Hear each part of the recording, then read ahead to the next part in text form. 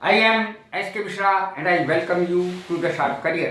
किसी ने मुझसे कुछ कहा और मैंने थर्ड पर्सन से अपने शब्दों में कह दिया तो ये इनडायरेक्ट स्पीच हुई।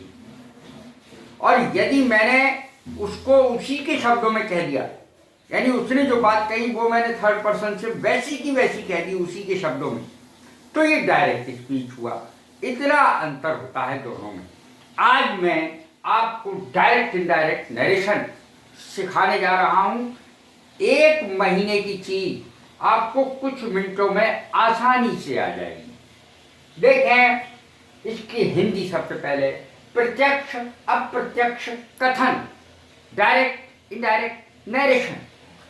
देखें अब मैं इसके बाद क्या बता रहा हूं, बहुत जरूरी चीज है। 2 सेंटेंस होते हैं किसी भी, जब हम डायरेक्ट से इनडायरेक्ट नरेशन में किसी सेंटेंस को परिवर्तित करते हैं तो ही सेड टू मी अलग होगा, फिर कॉमा इन्वर्टेड कॉमास बिगिन और एंड होगा।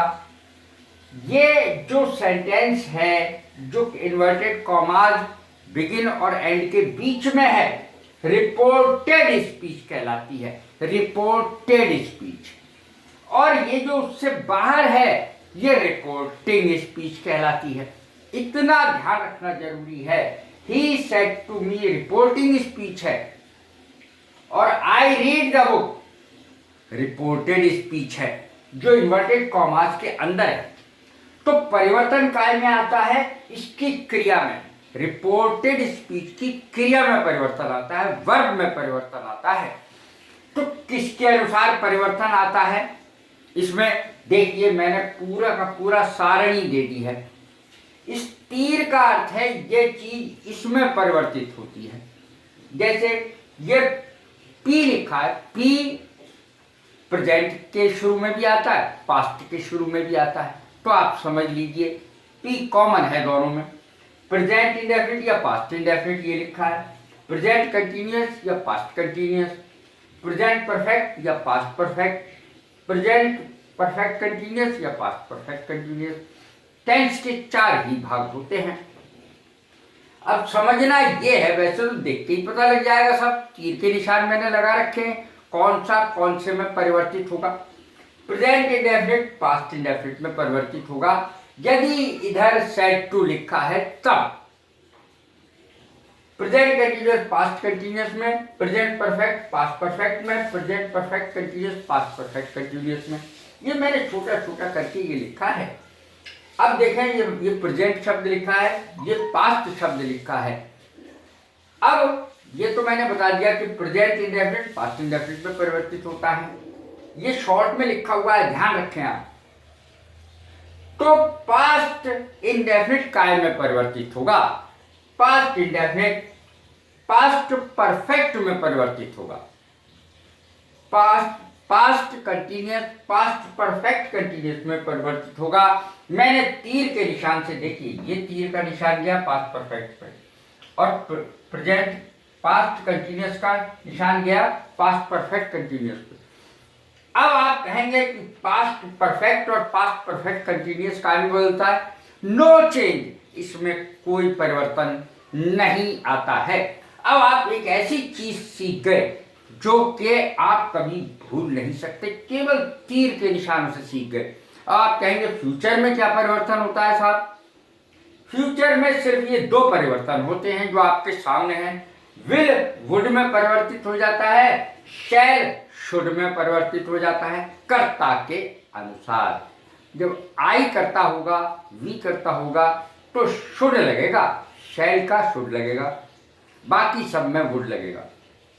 अब देखें और क्या चीज महत्वपूर्ण, बेहद और बेहद महत्वपूर्ण, बड़े बड़ों की समझ में भी नहीं आती है।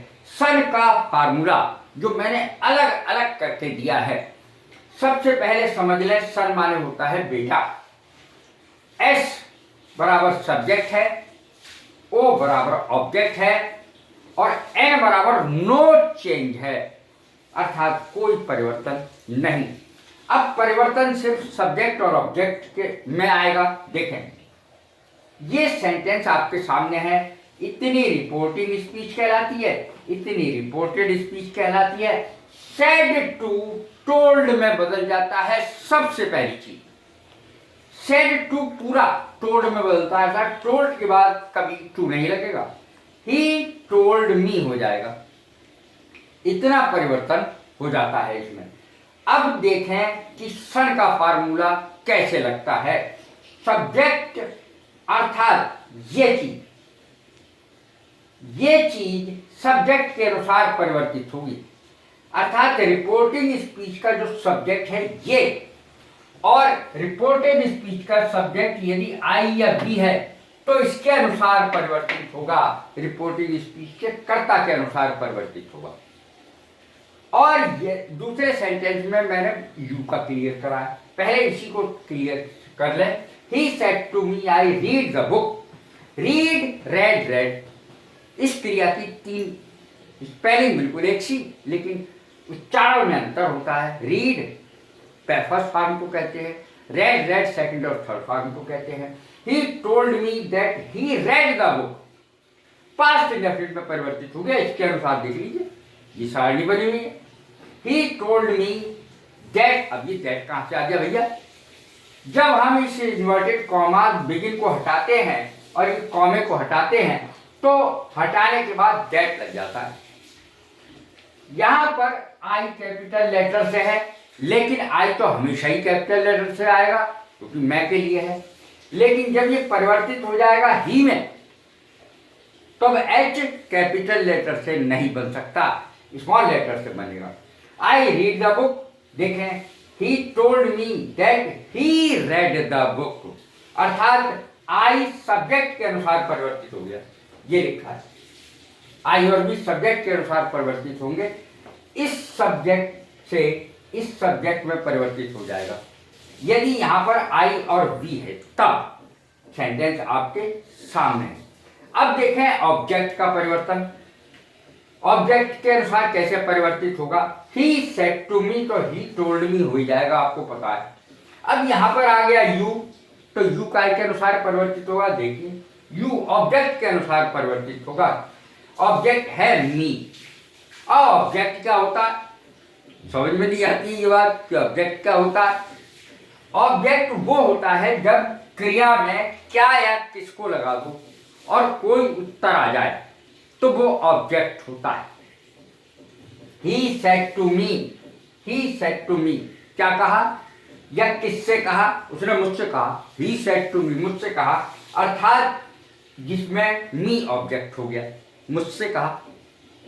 He said to me you read the book, अब यू काय के अनुसार परिवर्तित होगा, यू ऑब्जेक्ट के अनुसार परिवर्तित होगा। ऑब्जेक्ट ये है मी, अर्थात जब यहां से परिवर्तन आएगा रिपोर्टेड स्पीच में तो यू आई हो जाएगा, क्योंकि सब्जेक्ट है इसलिए यू आई हो जाएगा। इसके अनुसार यहां मी था इसलिए इसका सब्जेक्टिव केस हो गया I. I he told me that I read the book, you read the book, ये प्रेजेंट इंडेफिनिट में है तो ये देखिए प्रेजेंट इंडेफिनिट पास्ट इंडेफिनिट में परिवर्तित होता है, इसलिए ये पास्ट इंडेफिनिट में परिवर्तित हो गया। ही told me that I read the book. अब नो चेंज क्या है, ये तीसरा एस ओ तो हो गया। अब no change, he she it, किसी का भी नाम हो, दे हो, यानी इन दोनों को छोड़ के आई वी और यू को छोड़ करके सब नो चेंज में ही आते हैं। किसी का भी नाम हो, सीता रीता गीता राम श्याम घनश्याम, कुछ भी, उनमें कोई परिवर्तन नहीं आता। ही शी दे और नाम में कोई परिवर्तन नहीं आता। इसका उदाहरण भी देख लें, मैंने सब चीज यहाँ पर लिखी भी है, सब्जेक्ट ऑब्जेक्ट नो चेंज। अब नो चेंज वाला बता रहा हूं इस समय मैं आपको, तीसरा, एक दो, अब तीसरा बता रहा हूं। ही सेड टू मी, आपको पता है टोल्ड में बदल जाता है said to. He told me, और ये इन्वर्टेड कॉमास हट करके दैट लग जाता है, यह आपको पता है। तो यहां पर हटाइए इसको, दैट लगा दीजिए। ही रीड्स द बुक, ध्यान रहे कि ही नो चेंज में आता है, सामने लिखा है, ही में कोई परिवर्तन नहीं आएगा। ही टोल्ड मी, यहां पर दैट लग गया, इन्वर्टेड कॉमास और कॉमा को हटा करके दैट, दैट माने होता है कि। ही रेड द बुक, उसने किताब पढ़ी। ही रेड द बुक, अब यहाँ पर ही था, यहाँ पर भी ही रहा, इन दोनों में परिवर्तन हो गया सन के फार्मूले के अनुसार। और यहाँ पर अगर इनमें से कुछ भी होता तब भी परिवर्तन नहीं आता। राम श्याम घनश्याम सीता रीता गीता, ही शी दे, कुछ भी होता, कोई परिवर्तन नहीं आता, वैसा का वैसा ही रहता। ही told me that he red the book, इस तरीके से परिवर्तन आता है। आज आप डायरेक्ट इनडायरेक्ट वो चीज सीख चुके हैं जो आप महीनों में सीख पाते हैं, कुछ मिनटों में सीख गए होंगे। कैसी लगी है मेरी वीडियो? लाइक करें, शेयर करें, सब्सक्राइब करें और bless you. Thank you very much.